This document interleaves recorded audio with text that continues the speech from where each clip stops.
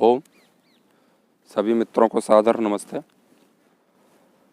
आपके समक्ष एक वैदिक धर्म की विशिष्टता को प्रस्तुत करना चाहता हूँ। आपका ध्यान उस बिंदु की ओर ले जाना चाहता हूँ जो हमारे धर्म की सबसे बड़ी विशेषता है। हिंदू चाहते हैं कि हिंदू बहुत बड़े दुनिया में, जितने भी लोगों ने इस्लाम अपना लिया है वो लोग हिंदू धर्म को स्वीकार करें। मुसलमान अपने में लगे हैं, ईसाई अपने में लगे, सब लोग अपना प्रचार कर रहे हैं। इस्लाम वाले इस्लाम को सही मानते हैं, हिंदू को सही मानते हैं, ईसाई को सही मानते हैं, बौद्ध को सही मानते हैं। वास्तव में सही है कौन, उसका निर्धारण किस प्रकार से होता है, वो उसके गुणों पर आधारित होता है कि कौन सी चीज़ कितनी सही है। तो इस्लाम तो इसको काट दो, उसको काट दो, इसकी बोटी बोटी कर दो, और आप देखते हैं आतंकवाद का एक मजहब बन चुका है इस्लाम। तो हम चाहते हैं कि लोग हिंदू बने। तो वास्तव में क्यों बने लोग, हिंदू क्यों बने, ऐसी क्या विशेषता है? अगर हमसे पूछे कोई कि क्या है हिंदू में, क्या है हिंदू धर्म में, तो हम क्या जवाब देंगे? तो उसमें सबसे बड़ी बात यह है कि हमारे धर्म में किसी के लिए भी घृणा का भाव नहीं है। सभी वेदों में, शास्त्रों में, उपनिषद में, ग्रंथों में कहीं भी किसी के प्रति भी घृणा की बात नहीं कही गई है। वेद तो कहता है कि यस्तु सर्वाणि भूतानि आत्मन्यवानो पश्यति सर्वभूतेषु चात्मानं ततो न विजुगुप्सते। जो व्यक्ति परमात्मा को सब जगह, सब जीवों में परमात्मा को देखता है और आत्मवत व्यवहार करता है, वो व्यक्ति कभी किसी से घृणा नहीं करता, वो घृणा से मुक्त हो जाता है। और जब ऐसे भाव में नहीं जा पाता तो वो घृणा से युक्त रहता है और परमात्मा के दर्शन सब जीवों के अंदर करता है, तो वो घृणा के भाव से मुक्त हो जाता है। जब हम किसी का खंडन कर रहे होते हैं, इस्लाम ऐसा है, इस्लाम वैसा है, इस्लाम वैसा, तो वैसे तो इस्लाम की तुलना सनातन धर्म से करना ही बेकार है, क्योंकि इस्लाम तो 2 कौड़ी का मजहब है। और अभी बाज़ार में कौड़ी भी महंगी हो गई हो तो अभी वो उससे भी सस्ता हो सकता है। जब हम इस्लाम का खंडन कर रहे होते हैं तो हम भी उसी भावना से युक्त हो जाते हैं जिस भावना से मुसलमान युक्त है, घृणा से। वो हमारे दर्शन नहीं करना चाहता, हमें देखना नहीं चाहता, वो हमें इस दुनिया से मिटा देना चाहता है। उसके अंदर हमारे प्रति ईर्ष्या का भाव है। यदि ऐसा ही भाव हमारे अंदर भी उनके प्रति है तो आप सनातनी नहीं हो सकते। सनातनी व्यक्ति कभी भी किसी से मानसिक रूप से तनातनी नहीं करता, उसके अंदर किसी के भी प्रति द्वेष का भाव नहीं होता। यदि आपके अंदर मुसलमान या किसी भी व्यक्ति के प्रति खंडन करते हुए भी अगर द्वेष का भाव आ गया तो आप सनातनी कहलाने योग्य नहीं है। अभी आपने धर्म में प्रवेश किया ही नहीं, क्योंकि जहाँ घृणा है वहाँ पर धर्म कैसा है? हमारे धर्म में घृणा के लिए कोई स्थान ही नहीं है। और यदि आप घृणा कर रहे हो तो आप धर्म की कैटेगरी से, धर्म की श्रेणी से बाहर हैं। आपके बच्चों से कोई घृणा करे तो क्या आप उसे प्रेम करेंगे? आपके बच्चे से कोई द्वेष करे तो क्या आप उससे प्रेम करेंगे? नहीं करेंगे।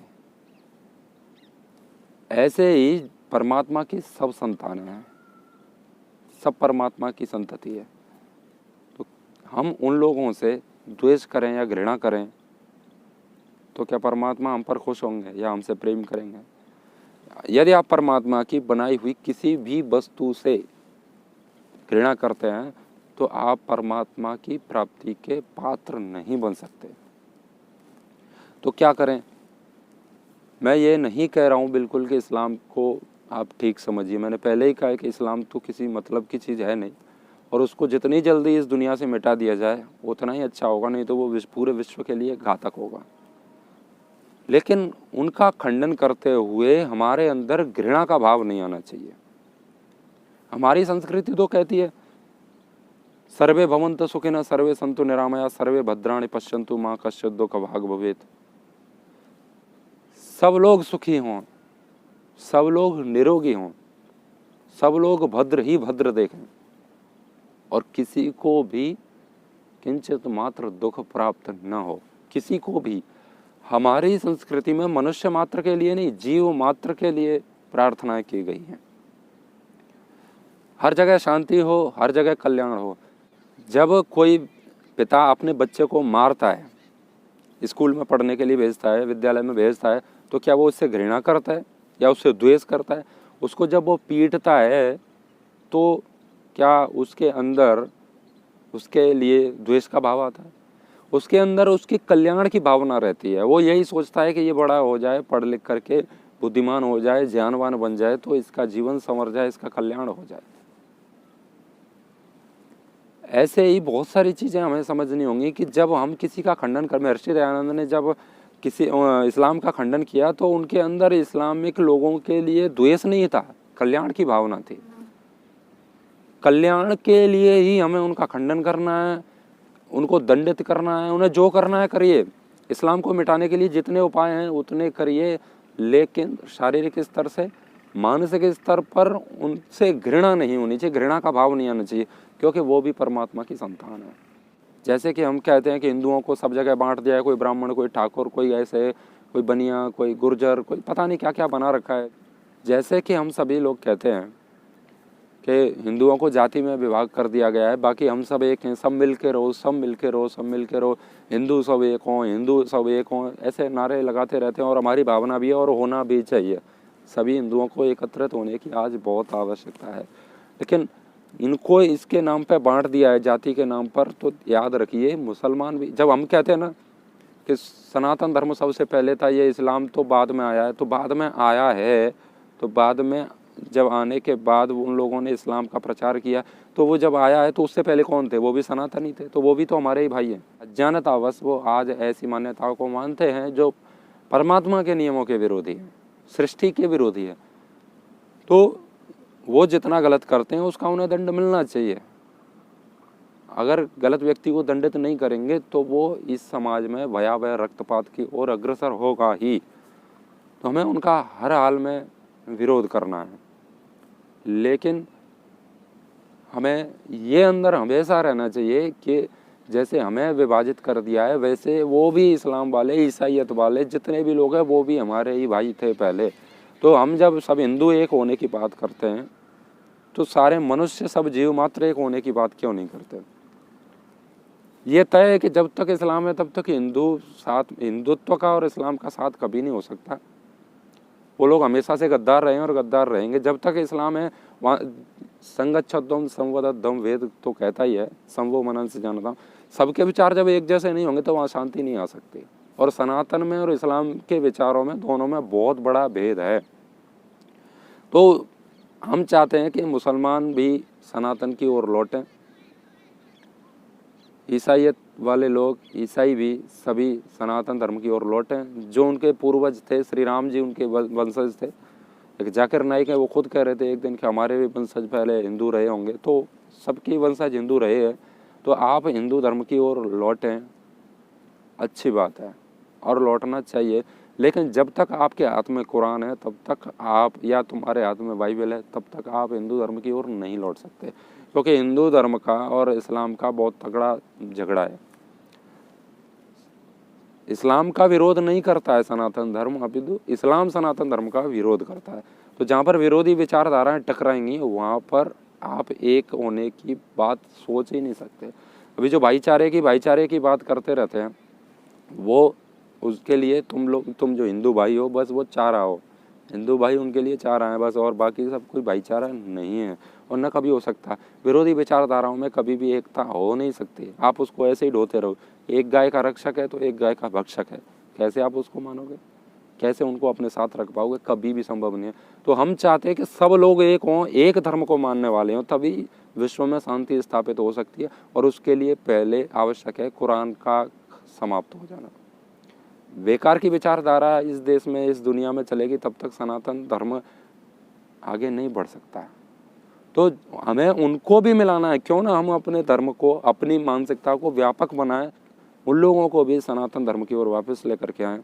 लेकिन वो जब तक नहीं हो सकता तब तक उनका, इस्लाम का पाखंड का खंडन नहीं होता। तो इस्लाम को जड़ से मिटाना है और ज़रूर मिटाना है, और जल्द से जल्द, जितनी जल्द हो सके उतना जल्दी मिटाना है।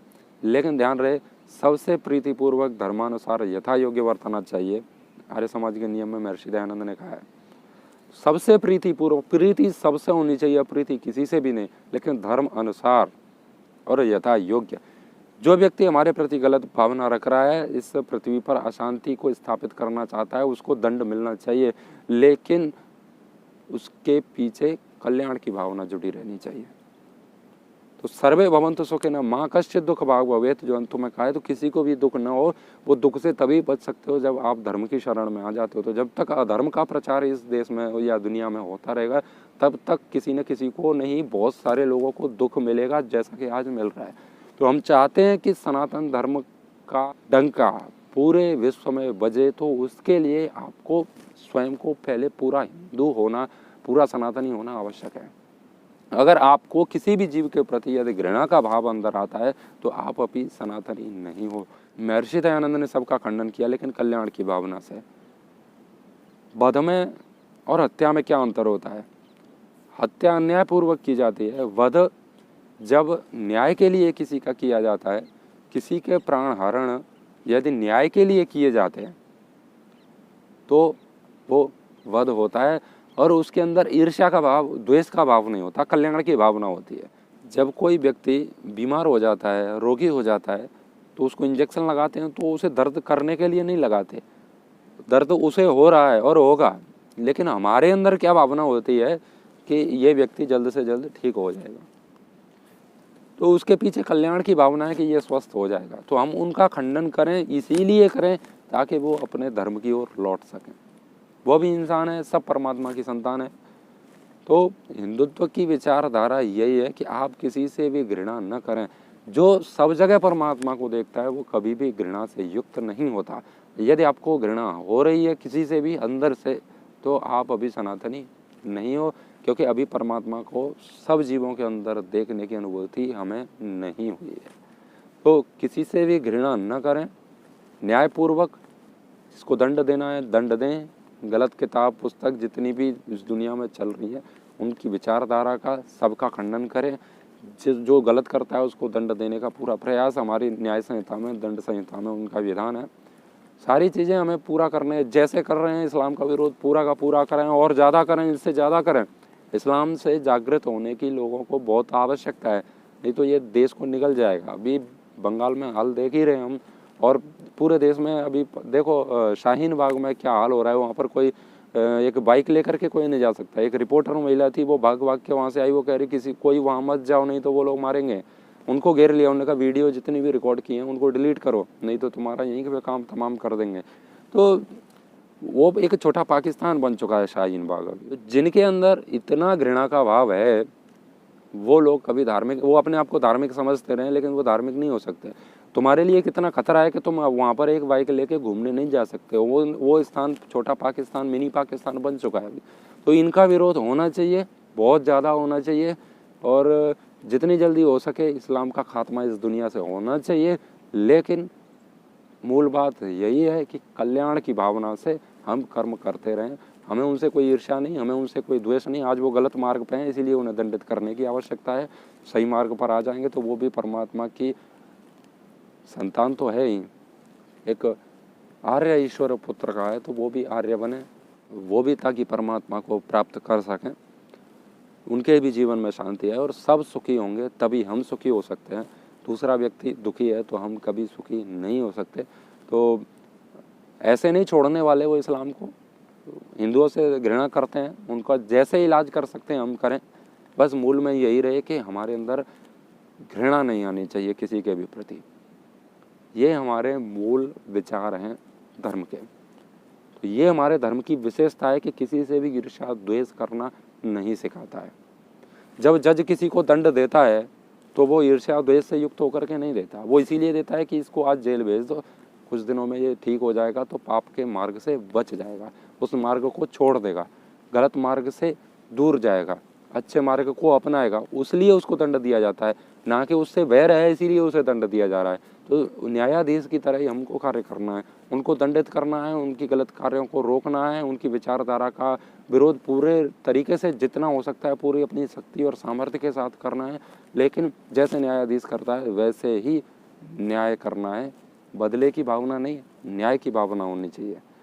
ये हमारे धर्म की मूल जड़ है, ये हमारे धर्म की आत्मा है कि हम किसी से भी द्वेष न करें। आपने मेरी बात को इतनी शांति से सुना, बहुत बहुत धन्यवाद।